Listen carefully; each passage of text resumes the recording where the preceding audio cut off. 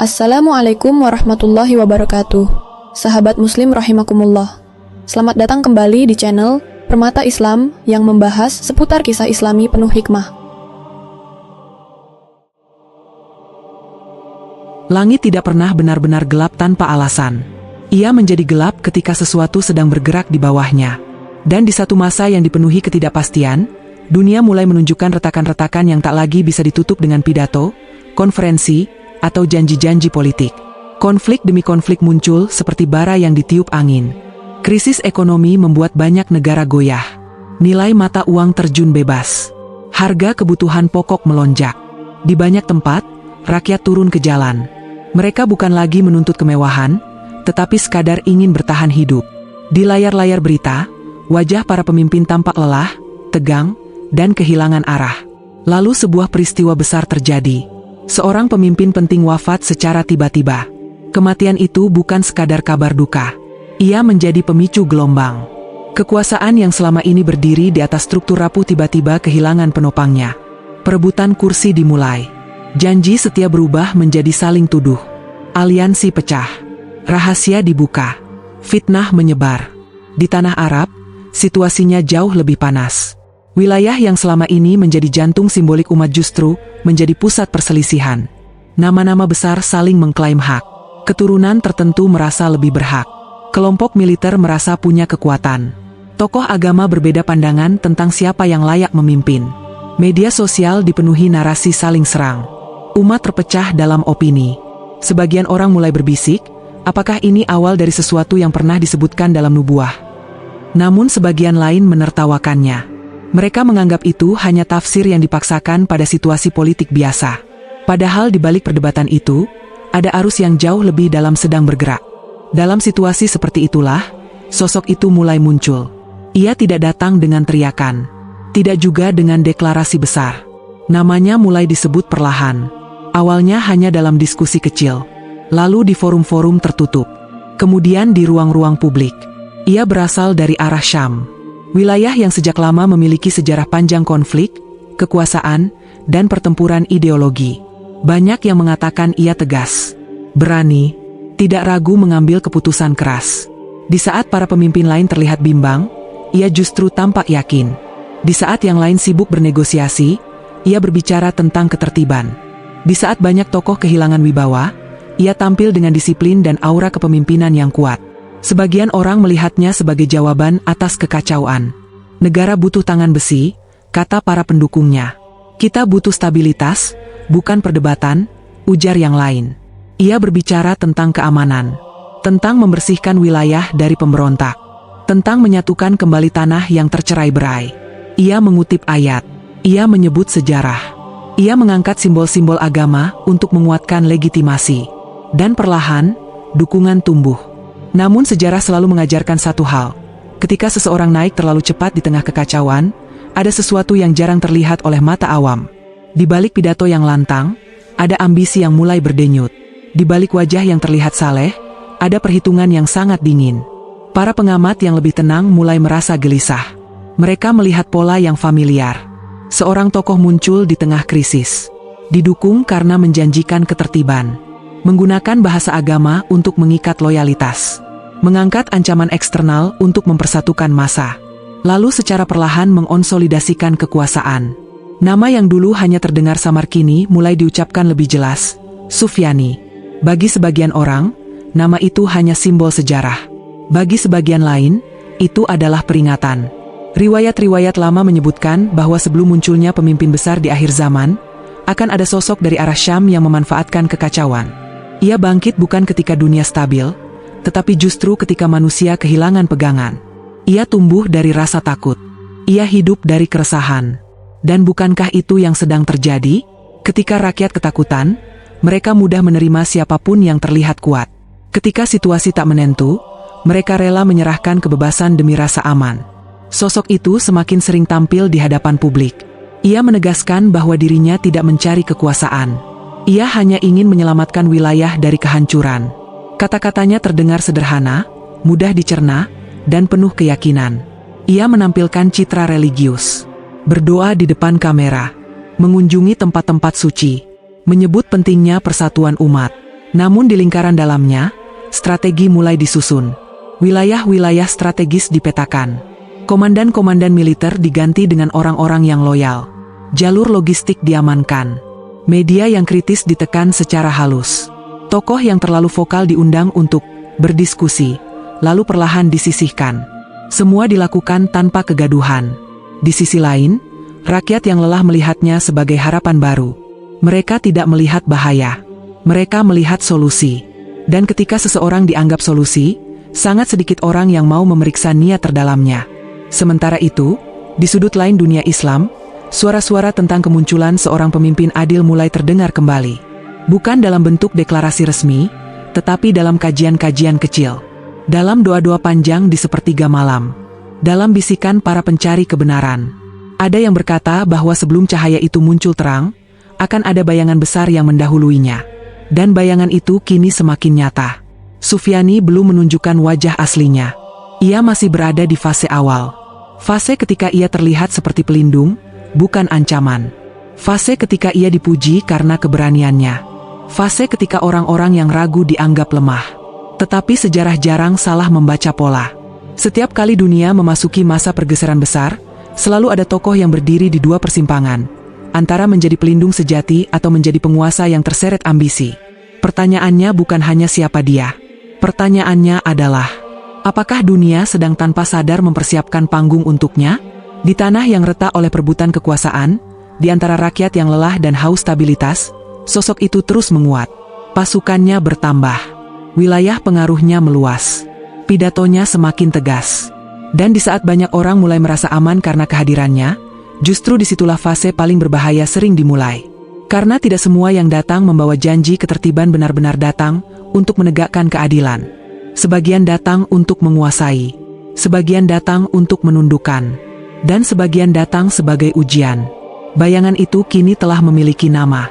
Ia belum sepenuhnya memperlihatkan siapa dirinya. Tetapi jejaknya sudah mulai terlihat. Dan dunia yang retak ini mungkin belum menyadari bahwa ia sedang menyaksikan babak awal dari konflik yang jauh lebih besar dari sekadar perebutan kekuasaan. Karena setelah bayangan itu memiliki nama, ia tidak lagi bergerak pelan. Dukungan yang semula hanya simpati berubah menjadi struktur. Relawan berubah menjadi barisan. Barisan berubah menjadi pasukan. Wilayah Syam yang sebelumnya terpecah mulai berada di bawah kendalinya dengan cepat dan teratur. Kota demi kota menyatakan loyalitas, bukan hanya karena kagum, tetapi karena takut tertinggal dari arus besar yang sedang terbentuk. Ia mulai berbicara dengan nada berbeda. Jika sebelumnya ia menenangkan, kini ia mengatur. Jika sebelumnya ia menawarkan solusi, kini ia memberi perintah. Stabilitas yang dijanjikan ternyata menuntut ketaatan penuh. Media yang tidak sejalan ditutup dengan alasan keamanan nasional. Aktivis yang terlalu kritis ditangkap dengan tuduhan mengancam persatuan. Ia menegaskan bahwa langkah keras diperlukan demi menyelamatkan negeri dari kehancuran. Banyak yang setuju. Ketika rakyat lelah oleh kekacauan, mereka sering tidak keberatan jika kebebasan dikurangi, selama rasa aman terasa kembali. Dan rasa aman itu menjadi alat paling efektif untuk memperluas kekuasaan. Namun perubahan paling terasa terjadi di Irak dan Kufah. Wilayah itu sejak lama dikenal sebagai pusat sejarah dan simbol perjuangan. Banyak tokoh berpengaruh tinggal di sana. Banyak keluarga mulia yang memiliki garis keturunan penting hidup di antara ganggang kota tua yang padat. Dan di sanalah gesekan mulai membara. Pasukan yang setia pada Sufyani bergerak masuk dengan alasan menertibkan kelompok bersenjata yang dianggap membahayakan stabilitas. Operasi dilakukan cepat. Penangkapan terjadi tanpa banyak penjelasan. Rumah-rumah digeledah pada malam hari. Nama-nama tertentu mulai menghilang dari ruang publik. Di antara mereka, terdapat keluarga-keluarga yang memiliki hubungan darah dengan garis keturunan yang dimuliakan dalam sejarah Islam. Tekanan tidak lagi samar. Ia menjadi nyata. Masjid-masjid dipantau. Ceramah-ceramah disaring. Para ulama yang menyerukan kehati-hatian dipanggil untuk klarifikasi. Sebagian memilih diam demi keselamatan jamaahnya. Sebagian lain tetap berbicara, meski suara mereka makin pelan. Sufyani menyampaikan bahwa semua ini demi mencegah pemberontakan. Ia menyebut adanya ancaman dari kelompok yang ingin merebut kekuasaan dengan dalih agama. Ia memperingatkan tentang munculnya figur-figur yang mengklaim legitimasi spiritual untuk memimpin umat. Tanpa menyebut nama, ia mulai membangun narasi tentang sosok yang sedang ditunggu sebagian orang. Nama itu belum diucapkan secara terbuka, tetapi bisikan tentangnya semakin meluas. Seorang pemimpin adil yang akan muncul dari tanah suci, dibayat di tengah kekacauan, mempersatukan umat yang tercerai-berai. Sebagian orang mulai membandingkan dua bayangan, satu yang sudah berkuasa dan satu lagi yang belum terlihat jelas. Dan perbandingan itu membuat Sufyani tidak nyaman. Ia menyadari bahwa kekuatan militer saja tidak cukup. Ia harus mengendalikan arah keyakinan. Ia harus memastikan bahwa harapan umat tidak berlabuh pada sosok lain. Maka narasi diperkuat, pidato diperpanjang, ancaman diperjelas. Ia menegaskan bahwa siapapun yang mencoba mengangkat pemimpin tandingan akan dianggap sebagai pemberontak. Ia memperingatkan bahwa stabilitas tidak boleh diganggu oleh klaim-klaim spiritual yang tidak jelas. Namun sejarah selalu bergerak dengan cara yang tidak bisa sepenuhnya dikontrol. Di Makkah, suasana mulai berubah. Kematian seorang pemimpin besar di Hijaz menciptakan kekosongan yang belum terisi. 3 nama dari keluarga yang sama disebut-sebut sebagai calon pengganti. 3 putra yang masing-masing merasa memiliki hak. Perselisihan mereka tidak lagi tertutup. Pendukung masing-masing mulai bersuara. Ketegangan terasa bahkan di sekitar Ka'bah. Para jamaah yang datang untuk beribadah merasakan kegelisahan yang tidak biasa. Diskusi tentang politik terdengar di sudut-sudut pelataran. Orang-orang berbicara tentang masa depan kepemimpinan dengan nada khawatir. Dalam suasana itulah, sebuah peristiwa sunyi terjadi. Seorang pria yang tidak pernah menginginkan sorotan tiba-tiba menjadi pusat perhatian sekelompok kecil orang. Ia dikenal sederhana, tidak memiliki pasukan, tidak memiliki ambisi politik yang terlihat. Hidupnya lebih banyak dihabiskan dalam ibadah dan menjauh dari konflik. Namun keadaan memaksanya berdiri di titik yang tidak ia pilih. Sebagian orang yang mengenal riwayat dan tanda-tanda mulai melihat kecocokan yang tidak bisa diabaikan. Mereka mendesaknya untuk menerima bayat. Ia menolak. Ia merasa tidak layak. Ia tahu risiko yang mengintai. Tetapi situasi tidak memberinya ruang untuk bersembunyi lebih lama. Di antara rukun dan makam, dalam suasana yang tegang dan penuh bisik-bisik, bayat itu terjadi. Tidak megah. Tidak diumumkan dengan pengeras suara. Hanya sekelompok orang yang memahami apa yang mereka lakukan dan konsekuensi yang menyertainya. Kabar itu tidak langsung menyebar luas. Namun di era informasi yang bergerak cepat, tidak ada rahasia yang benar-benar bertahan lama. Dan ketika berita itu sampai ke Syam, reaksi yang muncul bukan sekadar penolakan. Itu adalah ancaman terhadap legitimasi. Sufyani melihatnya bukan sebagai isu kecil, tetapi sebagai potensi runtuhnya fondasi yang baru saja ia bangun. Ia tahu bahwa kekuasaan tidak hanya berdiri di atas senjata, tetapi juga di atas keyakinan publik. Jika umat mulai percaya pada sosok lain, maka stabilitas yang ia klaim bisa berubah menjadi pemberontakan. Maka keputusan dibuat. Pasukan disiapkan untuk bergerak ke arah Hijaz. Secara resmi, tujuannya adalah menjaga keamanan dan mencegah konflik internal. Secara tidak resmi, tujuannya jelas, menghentikan potensi kebangkitan sebelum membesar. Di saat yang sama, tekanan di Irak dan Kufah semakin keras. Keluarga-keluarga yang dianggap memiliki hubungan dengan gerakan baru diawasi lebih ketat. Tawanan politik bertambah. Suasana kota berubah menjadi sunyi yang menekan. Namun tekanan seringkali melahirkan reaksi yang tak terduga. Di timur, di wilayah yang jarang diperhitungkan dalam percaturan kekuasaan besar, muncul gerakan yang tidak terlalu terdengar pada awalnya. Sekelompok orang dari Bani Tamim mulai bergerak. Mereka tidak tampil dengan retorika keras. Mereka tidak mengumumkan deklarasi besar. Tetapi mereka memiliki tekad yang kuat.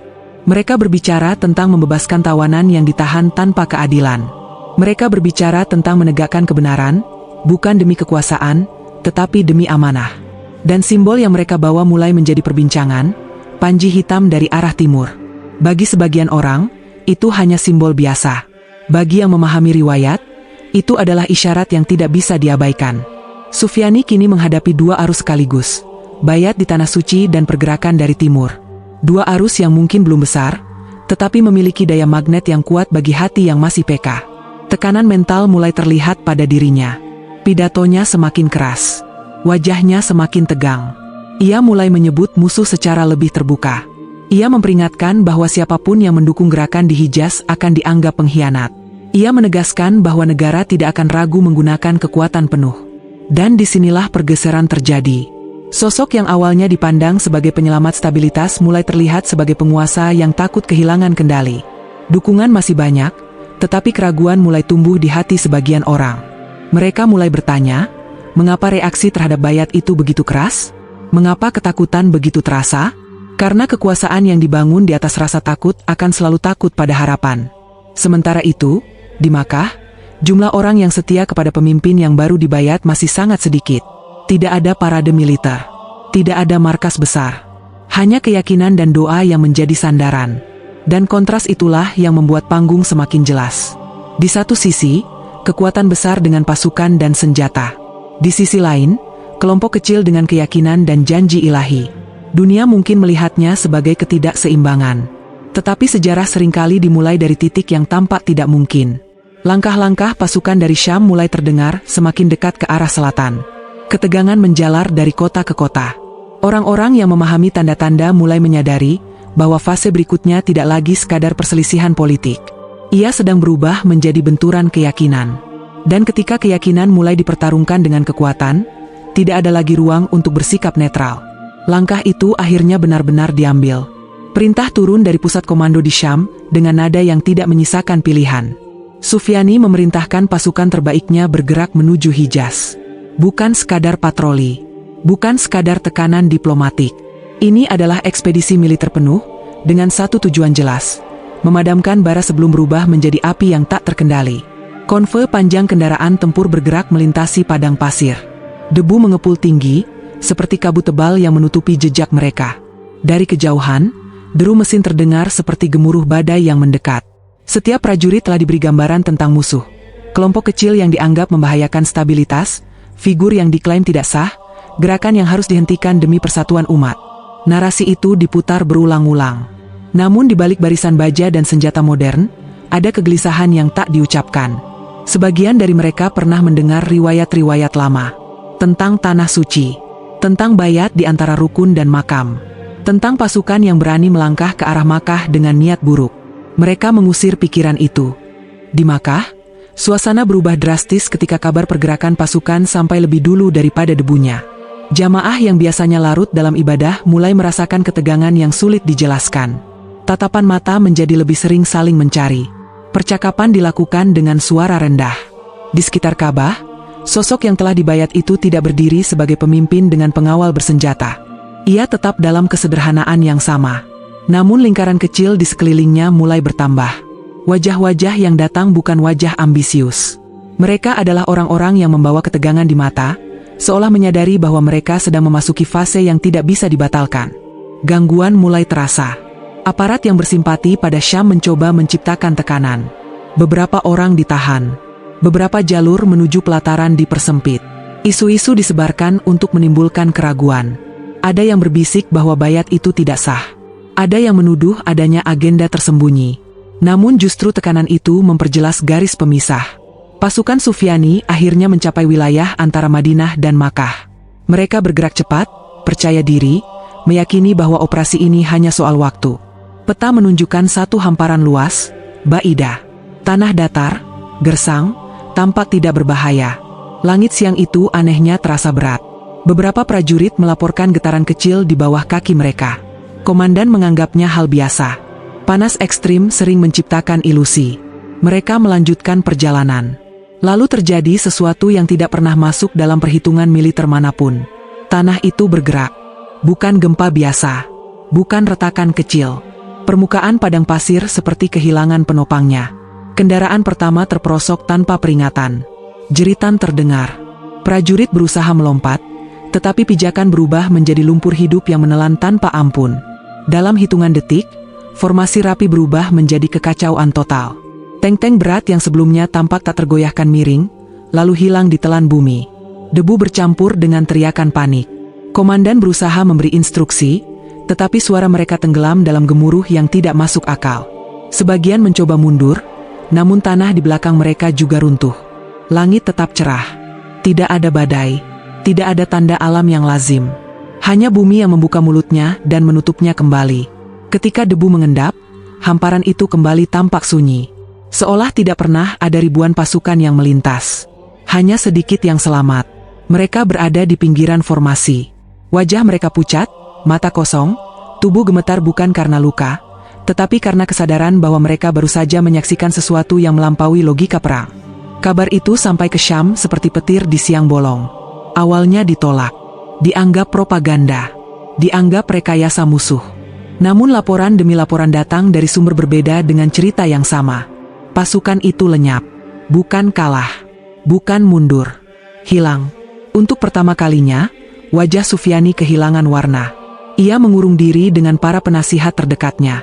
Peta Baidah dibentangkan. Analisis geologi diminta. Penjelasan rasional dicari dengan putus asa. Tidak ada yang memuaskan. Di ruang tertutup itu, seseorang memberanikan diri berbicara pelan. Mengingatkan tentang riwayat lama. Tentang pasukan yang akan ditelan bumi ketika menuju Makkah untuk menyerang pemimpin yang sah. Nama itu tidak disebutkan, tetapi maknanya jelas. Tatapan Sufyani berubah. Ia tidak ingin mendengar tafsir spiritual. Ia ingin solusi militer.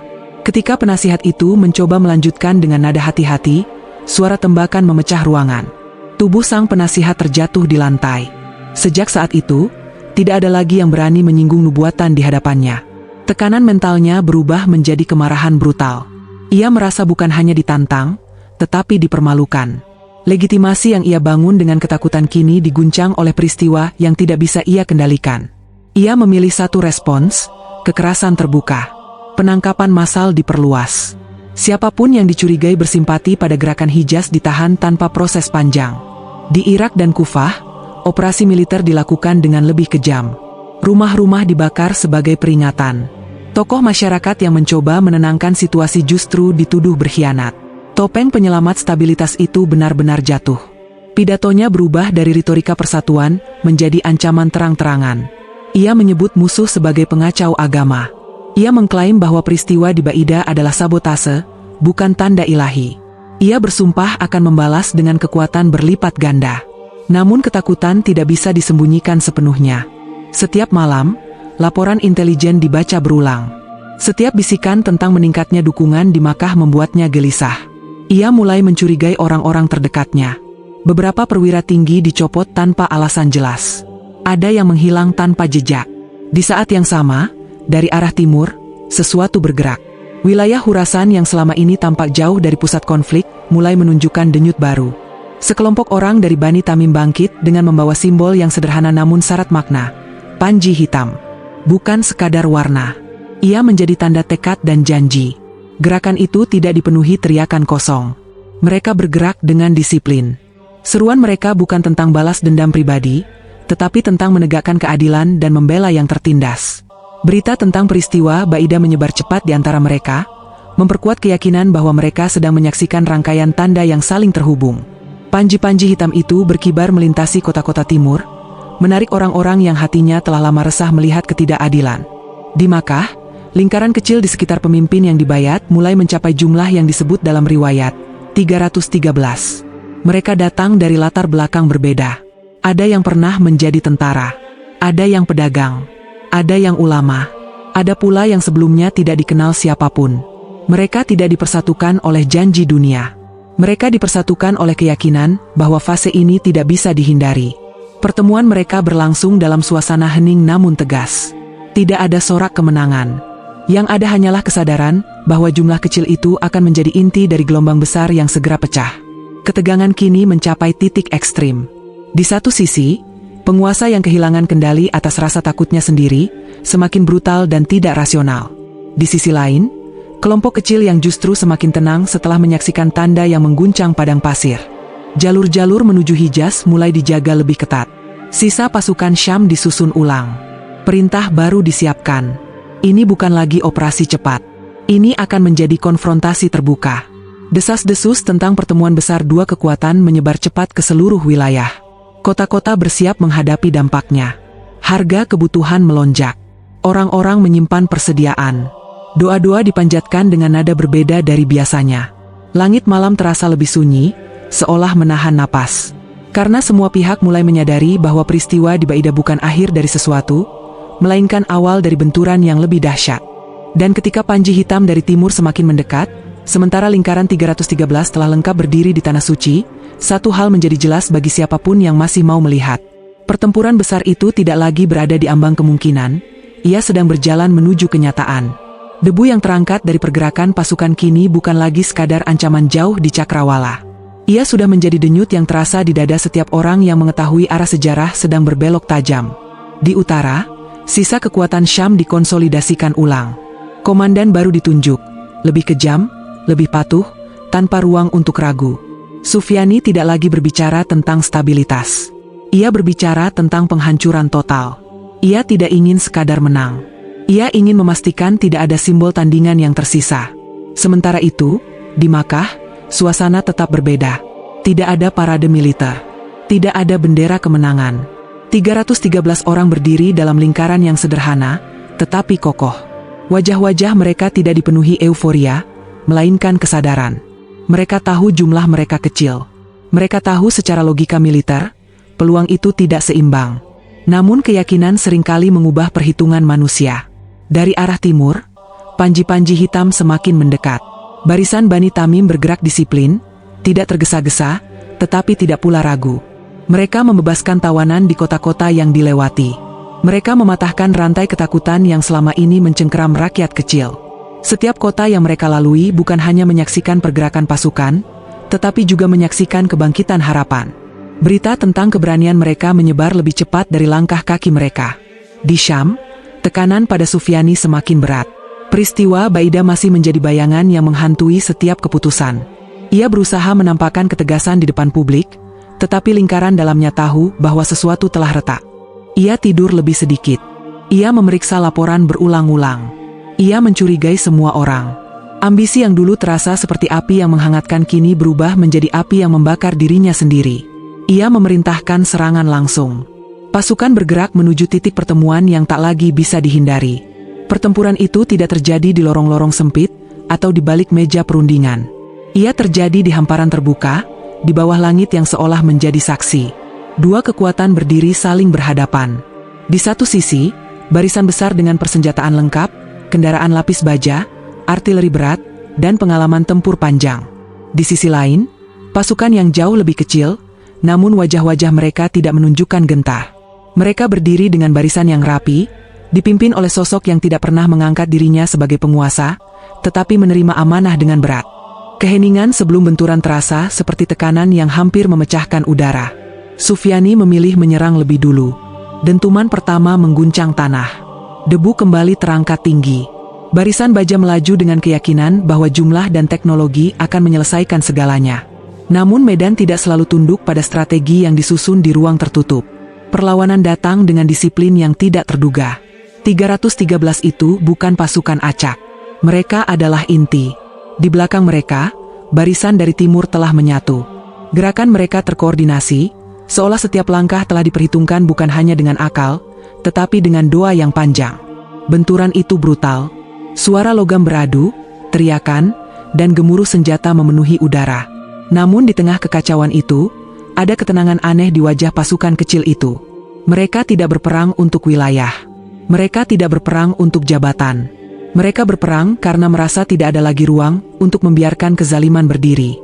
Sufyani menyaksikan dari kejauhan, awalnya dengan keyakinan penuh. Lalu laporan demi laporan mulai berubah nadanya. Unit yang ia anggap tak terkalahkan mulai mundur. Formasi yang seharusnya solid mulai terpecah. Komandan yang ia percayai mengirim pesan darurat. Ada sesuatu yang tidak berjalan sesuai rencana. Ia memerintahkan gelombang serangan tambahan. Namun setiap gelombang justru menambah kekacauan di barisannya sendiri. Pasukannya mulai kehilangan fokus. Sebagian mulai ragu. Bayangan Baidah kembali menghantui pikiran mereka. Mereka bertanya dalam hati, apakah mereka sedang mengulang kesalahan yang sama? Di sisi lain, pasukan yang lebih kecil justru semakin solid. Kehilangan di antara mereka tidak membuat barisan runtuh. Ia justru memperkuat tekad. Setiap langkah terasa seperti bagian dari janji yang tidak bisa dibatalkan. Ketika garis pertahanan Syam akhirnya jebol, bukan hanya formasi militer yang runtuh. Itu adalah simbol runtuhnya kekuasaan yang dibangun di atas rasa takut. Sufyani mencoba mundur, menyusun ulang, mencari celah untuk bertahan. Namun dukungan yang dulu mengalir deras kini surut cepat. Kota-kota yang sebelumnya tunduk mulai berani menolak. Para pejabat yang dulu setia mulai menjaga jarak. Ketakutan yang ia gunakan sebagai fondasi berubah menjadi bumerang. Ia tidak lagi terlihat sebagai penyelamat. Ia terlihat sebagai beban. Pada akhirnya, kekalahannya bukan hanya soal taktik perang. Itu adalah runtuhnya narasi yang ia bangun sendiri. Ia ingin dikenang sebagai pemersatu, Tetapi sejarah mencatatnya sebagai simbol ambisi yang melampaui batas. Ketika ia benar-benar jatuh, tidak ada sorak kemenangan yang liar. Yang ada adalah keheningan berat. Seolah dunia baru saja menyaksikan satu bab besar ditutup dengan darah dan air mata. Namun yang runtuh bukan hanya satu orang. Yang runtuh adalah keyakinan bahwa kekuasaan absolut bisa bertahan selamanya. Yang runtuh adalah ilusi bahwa stabilitas bisa ditegakkan dengan menindas kebenaran. Sufyani menjadi simbol. Simbol bagaimana ambisi duniawi bisa menyamar sebagai misi suci. Simbol bagaimana rasa takut bisa dimanfaatkan untuk mengumpulkan dukungan. Simbol bagaimana seseorang bisa memulai dengan citra baik, lalu perlahan tergelincir karena cinta pada kendali. Dan di tengah reruntuhan itu, umat tersaring. Sebagian menyadari bahwa mereka pernah tertipu oleh retorika yang terdengar religius namun kosong dari keadilan. Sebagian lain merasa lega karena memilih berdiri di sisi yang tampak lemah namun ternyata kokoh. Ada pula yang menyesal karena terlalu lama diam. Ujian itu bukan hanya ujian senjata. Ia adalah ujian hati.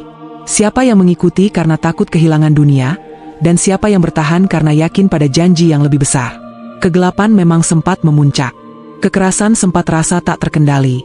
Ketakutan sempat membuat banyak orang kehilangan arah. Namun justru di titik paling gelap itulah cahaya mulai terlihat jelas. Bukan cahaya yang menyilaukan mata, tetapi cahaya yang menenangkan hati. Kebangkitan itu tidak lahir dari kekuatan senjata semata. Ia lahir dari keteguhan orang-orang yang tidak menjual keyakinan mereka demi rasa aman sesaat. Ia lahir dari doa-doa yang dipanjatkan dalam sunyi. Ia lahir dari kesediaan untuk berdiri meski jumlah sedikit. Dan pelajaran itu tidak berhenti pada satu zaman. Karena Sufyani bukan hanya nama. Ia adalah pola. Ia bisa muncul dalam bentuk pemimpin yang memanfaatkan agama demi kekuasaan. Ia bisa muncul dalam sistem yang menekan dengan alasan ketertiban. Ia bisa muncul dalam suara yang terdengar meyakinkan tetapi kosong dari keadilan. Pertanyaannya bukan lagi tentang masa lalu. Pertanyaannya adalah, ketika pola itu muncul kembali dalam bentuk baru, apakah hati kita cukup jernih untuk mengenalinya? Jangan sampai kita menjadi bagian dari barisan yang mendukung kezaliman hanya karena ia datang dengan kata-kata indah. Jangan sampai kita memilih kenyamanan dunia sementara kebenaran berdiri sendirian. Karena sejarah telah menunjukkan, sebelum cahaya besar menyinari dunia, kegelapan akan berusaha menelan segalanya terlebih dahulu. Namun cahaya yang bersumber dari keteguhan iman tidak pernah bisa dipadamkan.